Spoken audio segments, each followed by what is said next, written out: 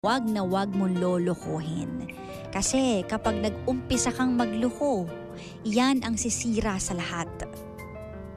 Tapos na ang laban kapag nagloko ka. Yung iba nga dyan, di ba? Sabihin nila, pinatawad naman ako may second chance. Pero akala nyo ba madaling magbigay ng second chance? May mga taong binibigyan lang kayo ng second chance kasi hirap silang mawala kayo. Hindi pa nila kaya. Pero yung pain inside, it's killing them. Every moment na tinitignan nila kayo, naaalala nila yung pain. Naaalala nila yung cheating.